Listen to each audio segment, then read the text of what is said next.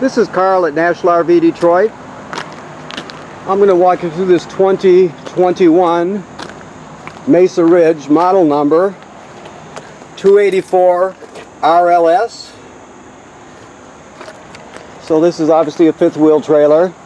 Now this is not a floor plan video, it's a how-to video, so I'm just going to show you some of the features and how they work, okay? I'll just go around the outside and inside and point out some features. So you've got a grill rack right here.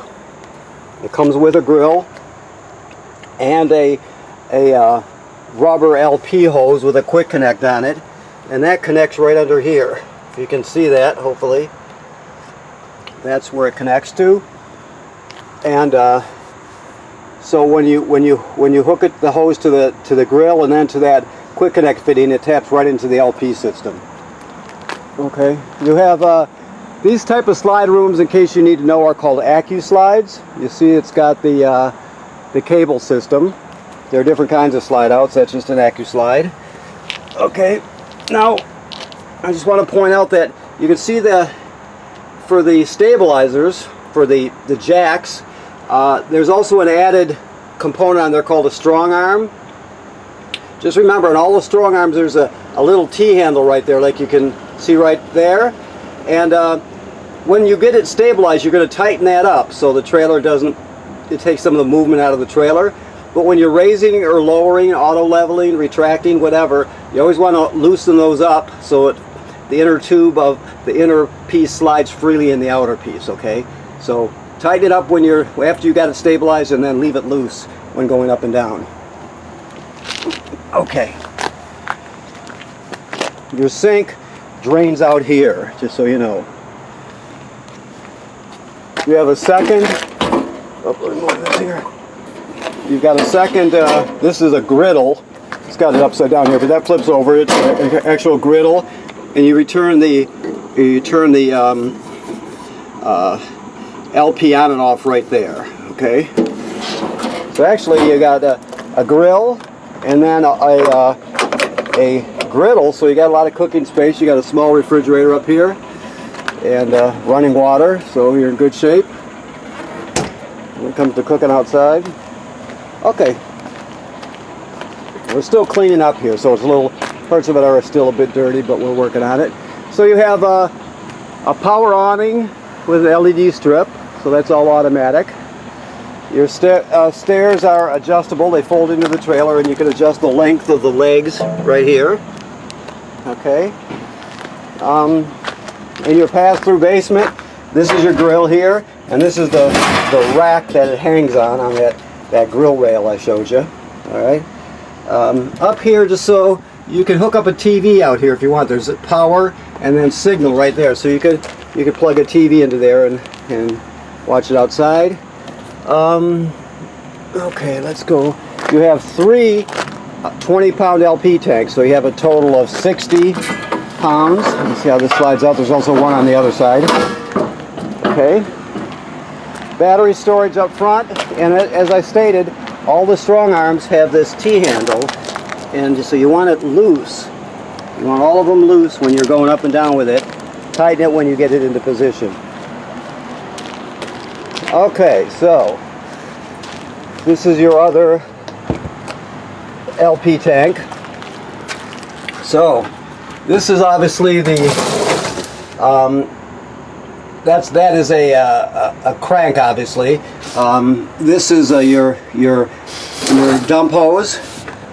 This switch is the kill switch for the battery, so you can shut the battery completely off if you want to. If you're putting it into storage for a long time or something like that, you can just shut them right off.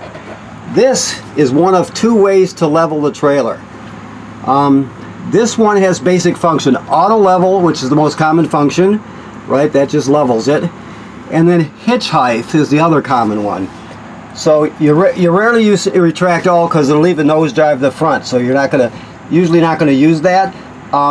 Hitch height is the last position that the trailer was in before you auto level. So let's say you pulled up here, you backed into your spot or pulled through to your spot, and then you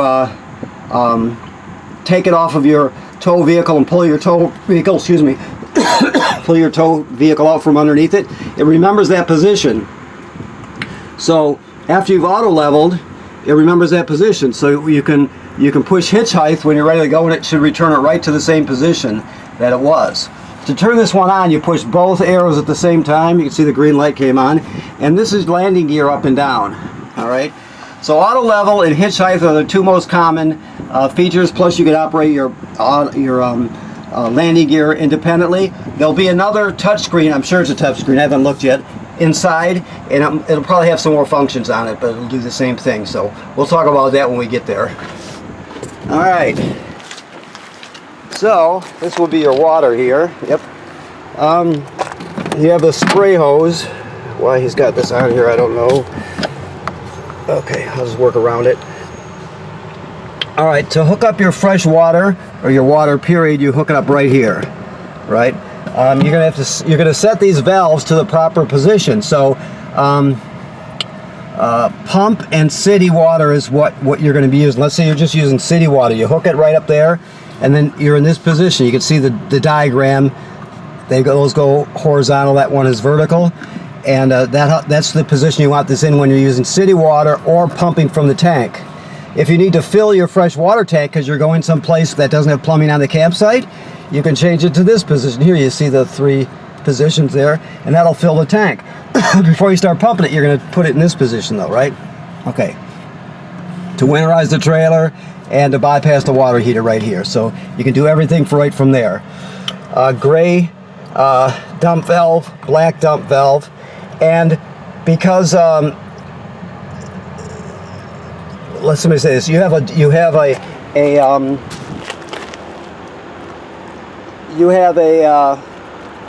flush for your black tank.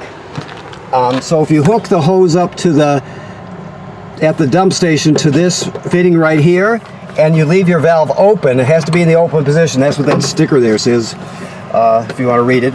But you hook it, put it on there, turn on the water, make sure your black valve is open. It'll flush out your black tank, clean out the sensors really well, that sort of thing. You have a second gray tank right here, right? So you have 2 gray tanks and 1 black tank. And you've got hookups here, satellite, Thru, you got power there, a light, and of course you don't have to keep this connected here, this sprayer. That's just how he has it right now. So, okay, so that's the water. Your water heater, let me see if I can open this with one hand. Your water heater is right here. Now, keep in mind that this switch right here, this rocker switch, controls the electric heating element that's behind this cover here. So when you want to use your electric heating element to keep the water hot, you're going to make sure there's water in the tank. First of all, never run it without water in there. And then you would turn it on as long as you're plugged in, and it's going to keep it hot. It also has a burner to run on gas. The switches are inside the trailer, so I'll show you that when we get in there. But you can get much quicker recovery if you run the gas burner. So in essential, when you're plugged into the campground, you'll have this on, and you'll be keeping the water hot that way. But if let's say a few people are going to use the shower right in a row, you can kick on the gas burner, and you just get much more. It's not on demand, but it's pretty quick recovery. Okay, never run this stuff without water in the tank. Now this is the drain valve right here. It's got an anode rod on it, but that sticks off the other side of it. It's about 6 or 8 inches long, whatever. It takes 1 1/16" 6-point socket to take this out. So you need the socket plus an extension and then a ratchet or a bar to break it with. That's 1 1/16" 6-point, and that's where you will drain it. Never take this out when the water heater is under pressure. You always want to open the hot water valves to let the pressure out of the system before you unscrew that. Otherwise it'll come shooting out of there like a cannonball with a gallon of water behind it. Okay, and make sure the water is also cooled down, because you don't want to scald yourself or worse. Okay, so make sure it's cooled down and the pressure is taken off the tank. Okay, your fresh water drain is down here. There's the valve. You can see the white valve for it. Hopefully you can see that. And of course a strong arm. So this is a 4-point stabilizing system. It's all auto, like I said. I will show you the touch panel inside, but it's got 4 points to it. Okay. All right, so it's a 50 amp system. So You have a 50 amp cord, plus we give you reducers to reduce it down to a 30 and then down to a 20. So you can use it anywhere. Spare tires under there. It's pre-wired for a backup camera, so if you want to add one, it's very simple. It will go right in that housing. That you have to use a Furrion camera that fits right there, that fits that type of housing. You also comes with a ladder, which is a great thing because the manufacturer states you should inspect the roof every 90 days. You know, check the sealant, make sure there's no cracking or separation. That could be years before you see the separation, but you're inspecting it just to make sure. If you see something, you take care of it immediately.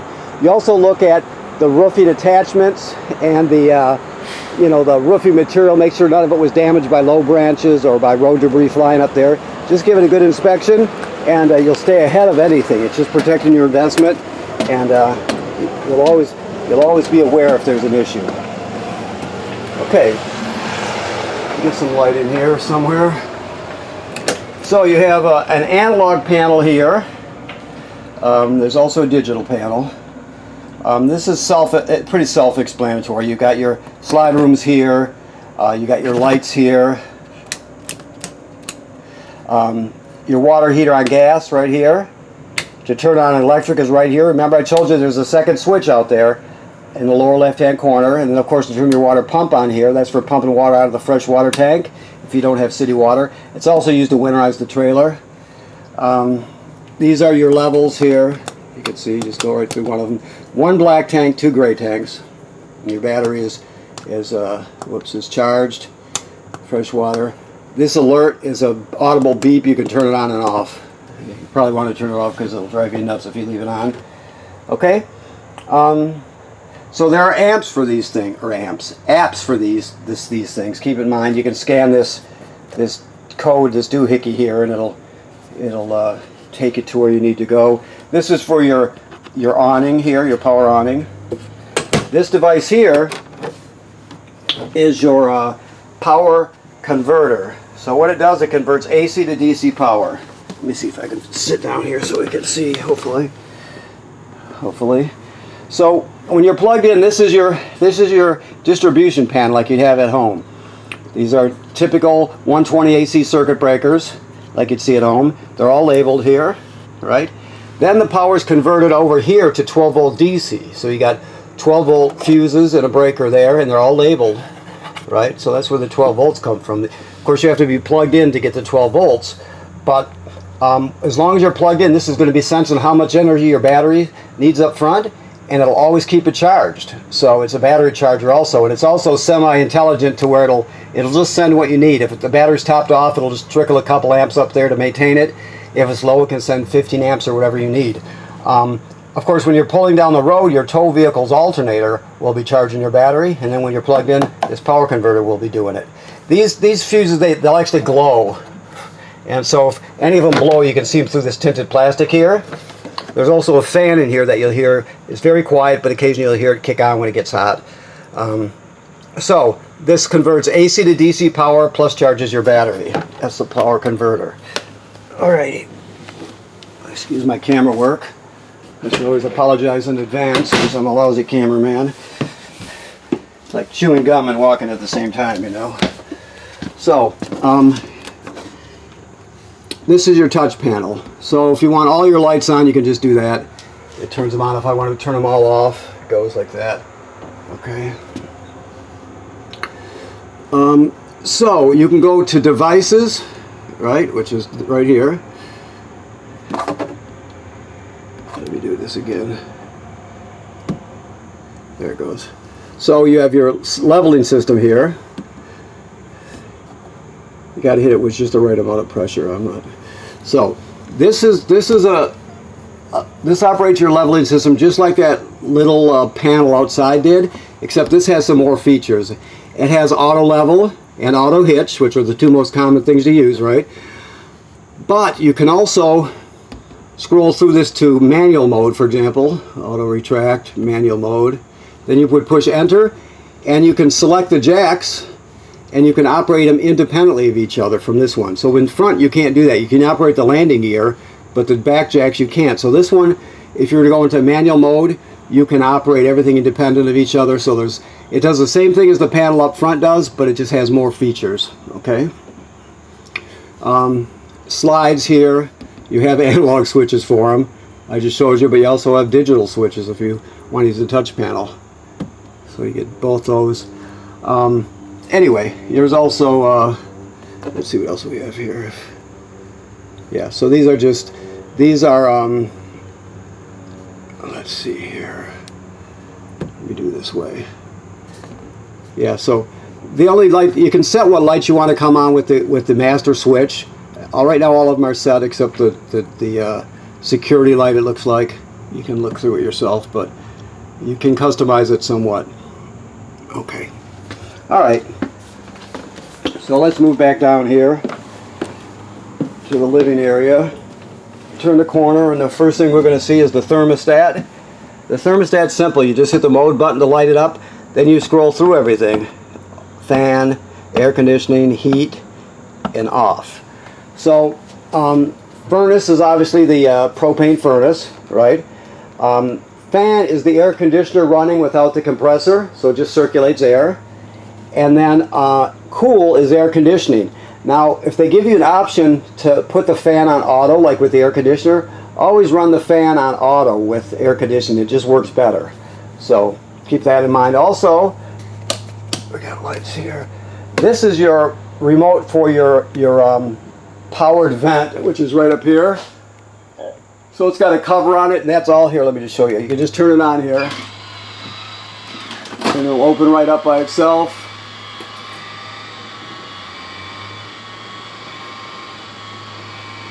So you can do that by just turning it on, or you can set it which way you want. You can open and close the vent independently, turn the fan off, whatever you want. But if I push off, it's just going to do the opposite of what it just did, I think.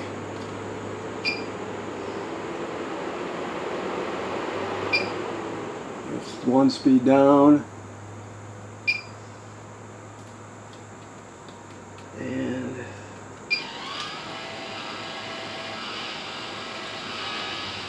so by pushing that button, it actually changes fan speeds also. And off. Okay, I just learned something.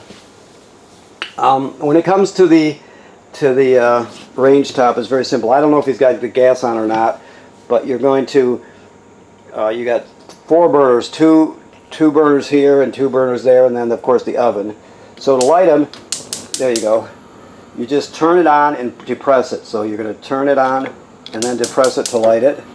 It's that simple. The oven's the same way. Nice size oven. Your microwave is a convection, it looks like, I would say, yes. So it has a vent, it has light underneath it, that sort of thing. Works like they all do, though. Your refrigerator is a gas absorption refrigerator, meaning it works on 110 AC or LP gas. So, alright, that's on and off, of course. To turn it off, you hold it a bit. There we go. So, this is your mode button here. So, you can see that highlighted electricity. That one highlighted gas. That one has electricity and gas. That's called auto. That's the most common setting for it. The reason is it always seeks out electricity first. If it can't find it, it'll automatically switch on gas, so you don't spoil it, or so your food doesn't spoil. Also, when if you're using, let's say you're gone for the day and you've got it on electric, you have a power failure at the campground, it'll sense that and light it on gas again, so you don't spoil your food. So the best way to keep it is on auto electric, or just like that. I just shut that off. Let me go around again. There, both of them lit up. Okay, and you keep your temperature up all the way, generally speaking. Okay, all right.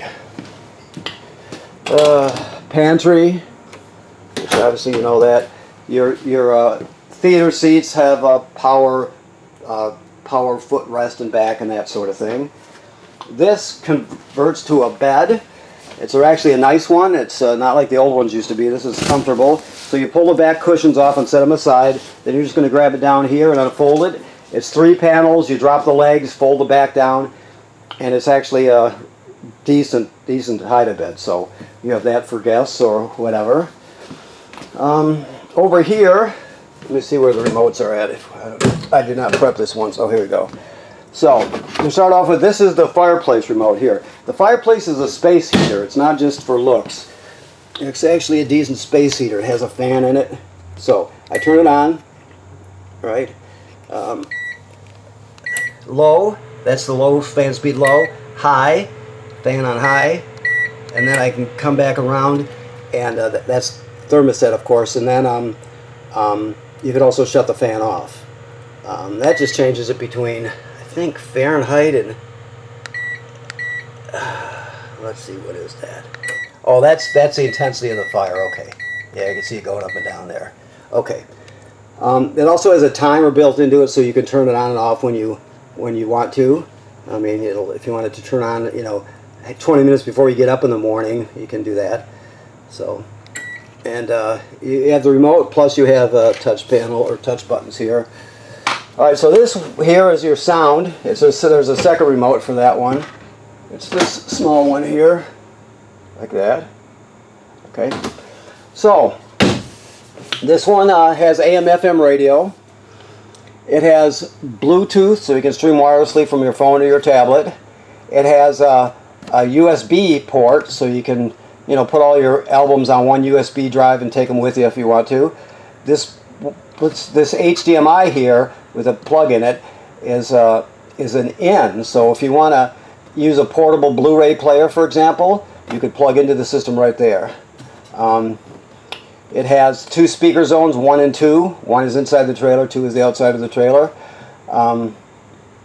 So it does everything you need and then some. And of course, it's all hooked up to your TV set also. Now I noticed that there's a strap on it, so always strap this when you're traveling. You don't want it to fly open and damage it. But you also have storage back here, quite a bit of storage. Okay. The seats pin themselves into place so they don't bounce around using that gizmo there. If that's technically a gizmo, I'm not sure. Another thing to remember is this is your carbon monoxide LP gas detector. So it should always be green like it is. If not, get it serviced. So this will detect carbon monoxide or LP gas buildup. And also if it beeps really slowly, the same tone but very slow, it's telling you your battery's low. So I'm going to run it through the paces here just so you can hear it. LP is good, carbon monoxide test coming up. And then the low battery alert.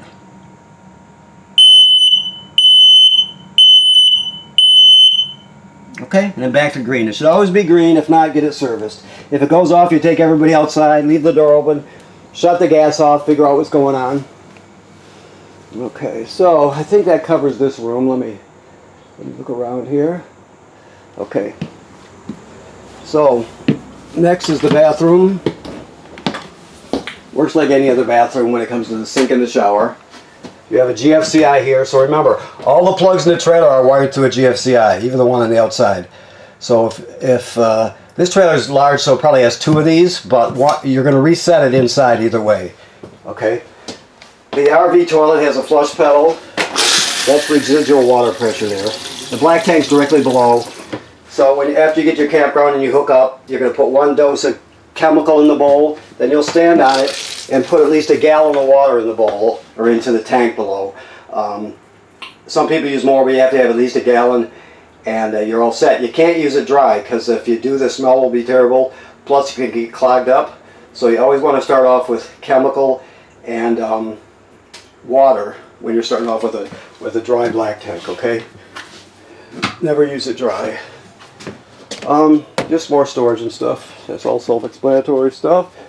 You got another TV hookup here. Now this should always be this is the digital signal booster for the antenna.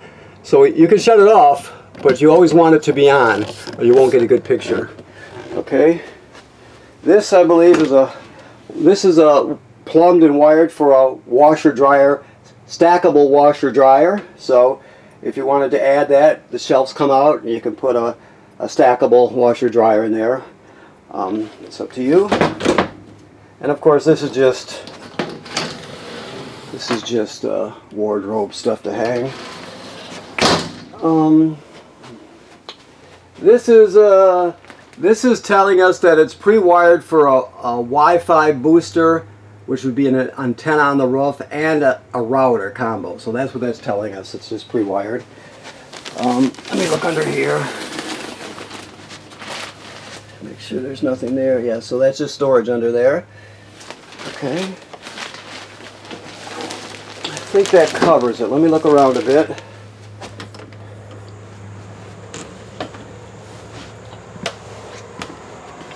Okay, yeah, I think we've pretty much covered it all. So, please remember that first of all, thanks for buying your trailer here at National RV Detroit. Remember what the manufacturer states about inspecting the roof every 90 days. That's so important to keep an eye on your seals and on your roof. People generally speaking, don't inspect it enough, so make sure you take care of that and keep ahead of it. And right now this is de-winterized, so all the antifreeze has been purged from the system and replaced with fresh water. The water tank is in camping mode, and there's water in it, so you're all set, ready to go. Okay? Thank you very much.